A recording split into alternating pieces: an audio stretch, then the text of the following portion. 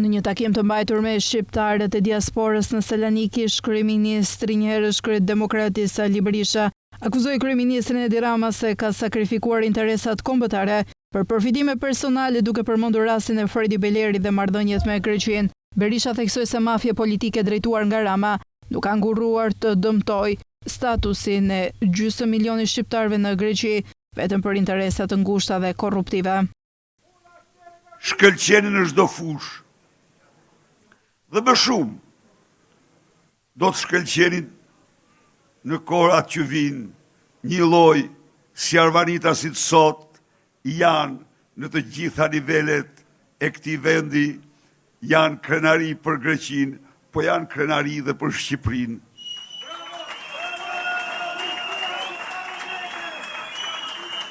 Marrëdhëniet midis dy vendeve dhe kombeve tona janë marrëdhënie miqësore, vetvetishëm. Marrëdhëniet midis fqinjve njohin gjithnjë ulje dhe zbritje, por duhet pranojmë miq, se akti i 2 viteve më parë i narkodiktatorit të Tiranës Edi Rama ndaj eurodeputetit Fredi Beleri është një nga aktet më të shëmtuara në historinë e demokracive europiane. Duke parashikuar gjendjen në Shqipëri si një katastrofë demografike dhe ekonomike, Berisha deklaroi se shqiptarët janë detyruar të largohen masivisht nga vendi për shkak të varfërisë dhe për çmimin të ushtruar nga qeveria aktuale.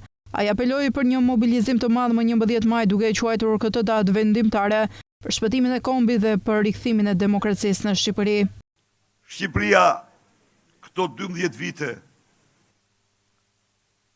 ka njohur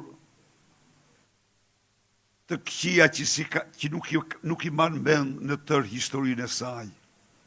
Kur asnjë pushtues, asnjë epidemi, asnjë zi buke nuk ka arritur në 10 vite të paksojë shqiptarët me 45% të kombit, siç ka arrit regjimi Edi Ramës. Dhe ju jeni dishmitar se ai arriti me dhunë, arriti me varfëri, arriti me përçmim dhe me poshtrim të shqiptarëve. Të dashur miq, qëndrimi juaj, qëndrimi i shqiptarëve në 11 maj është shpëtimtar, është vendimtar për të sotmen dhe të ardhmen e kombit tonë. Ju lutem, mendoni për një moment ku jemi ne sot shqiptarët, se çfarë të ardhme kemi ne sot. Berisha theksoi rolin historik të diasporës në këtë përballje politike, duke cilësuar vitin 2025 si vitin e diasporës shqiptare.